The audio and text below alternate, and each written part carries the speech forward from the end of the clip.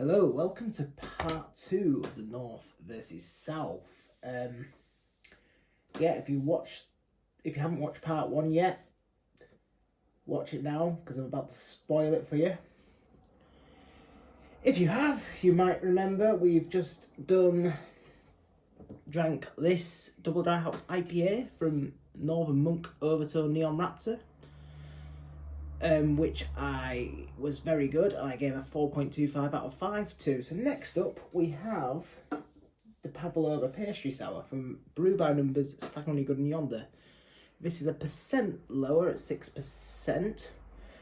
It has a huge task on its hand, really, I guess, considering the North got such a good score.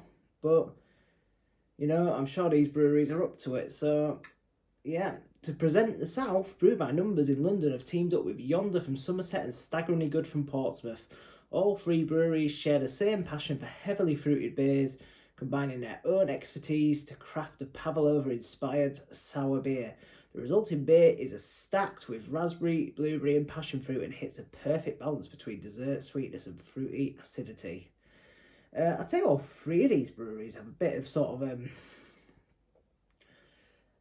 a reputation for sour beers. Maybe less so Brew by Numbers, but Staggeringly Good and Yonder in particular do very good sour beers.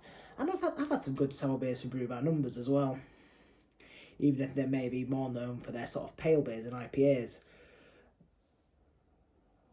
So I'm looking forward to this. I have had a pavlova sour before. It was by a Turning Point. It was the one with collaboration with Pomona Island. However, that was much different flavours to this.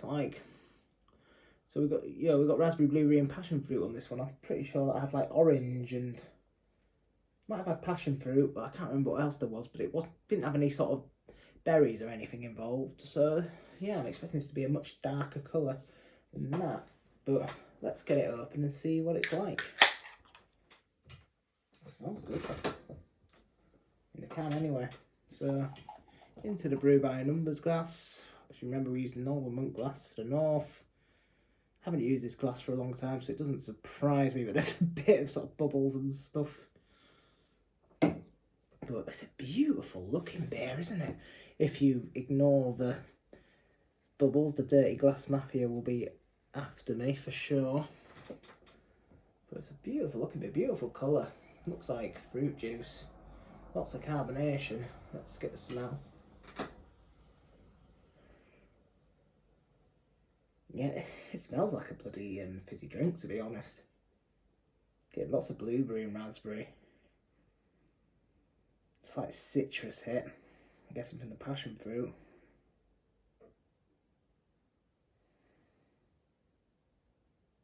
Smells tart and a bit funky. It smells good. I like the smell of that.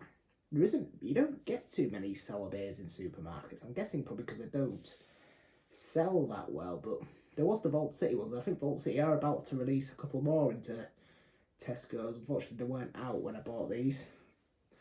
But let's dive into this anyway.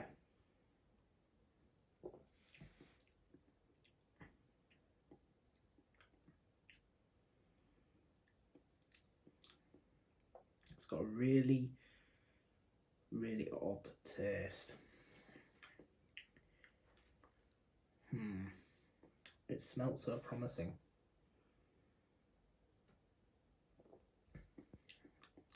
It's like almost smoky, farmyardy sort of. It's odd.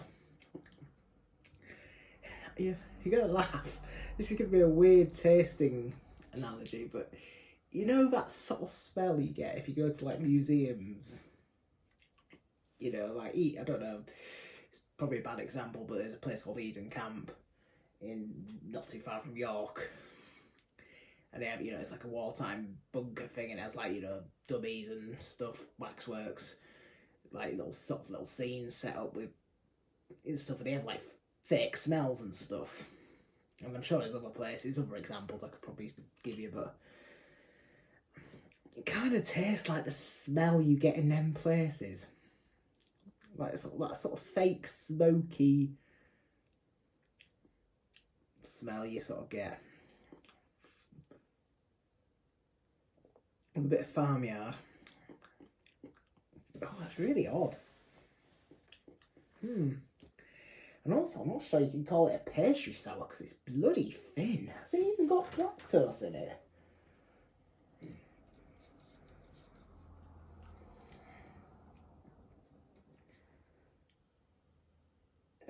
No, I don't think it has got lactose in it. I'm not saying pastry sours have to have lactose in it, but they should at least have a bit of body.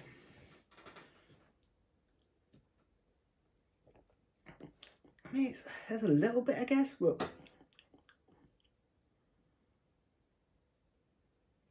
it's pretty thin. Some of the fruits are starting to come through a bit more. Raspberry and blueberry. It's just that weird smoky farmyard. Almost a bit unami as well. A bit meaty tasting. And savoury. It's odd. It's a little bit of tartness. Not overly sour. More sharpness, I'd say, than maybe tartness, actually.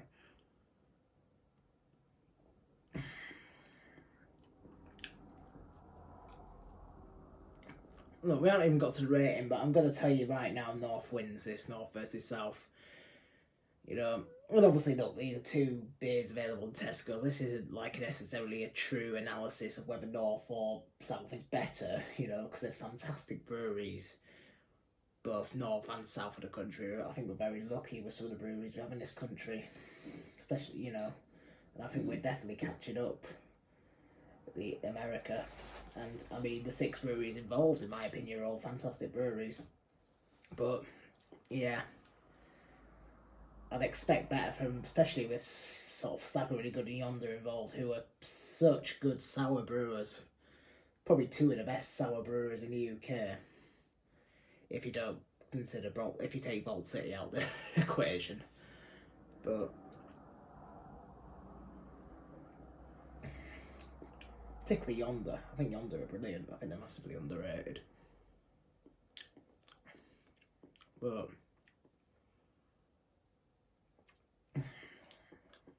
it's drinkable. It's drinkable. But if I'm honest, it's not amazing. There are some nice flavours coming through once you get past that sort of initial sort of odd flavour.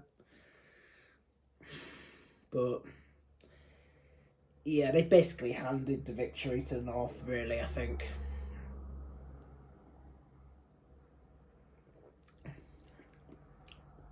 Like I said, the fruit flavours are starting to come through a little bit more now as it sort of settles.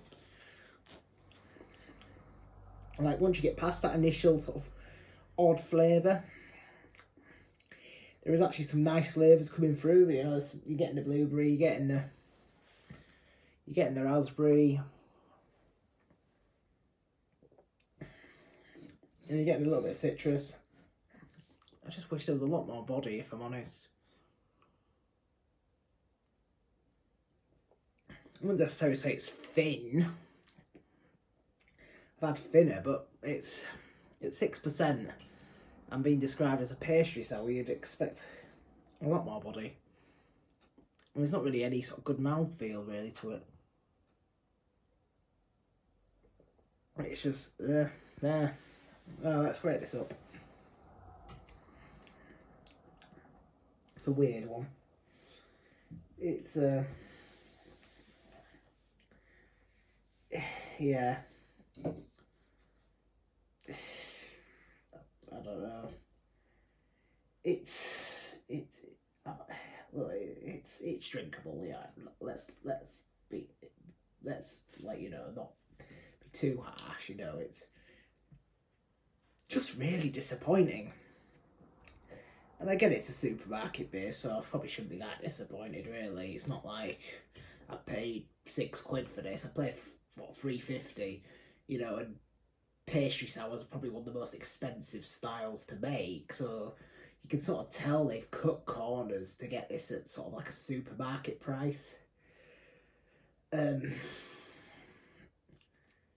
rate it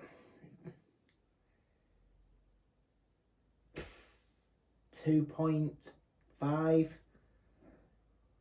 It's not as bad as that London Beer Factory beer I had the other day. So, well, yesterday from recording this, but it'll be the other day for you watching this. It's not as bad as that. It's okay-ish. It's just, yeah. It's just, I wouldn't get another. Maybe I'm probably being generous giving it a 2.5, really. You know, but it's just that initial flavour's weird, really odd initial flavour, and also the body's a bit crap. There are some good, it smells good, for example, the smell redeems it, and the flavours that do come through maybe a bit more towards the end redeem it a bit, but it's just, yeah, it's pretty mediocre if I'm honest. I wouldn't go out your way to get this one, but get the North one, this is a very good beer. So yeah, this has been part 2 of North versus South in the review of the South's entry, a pavlova pastry sour by Brew by Numbers, Staggeringly Good and Yonder.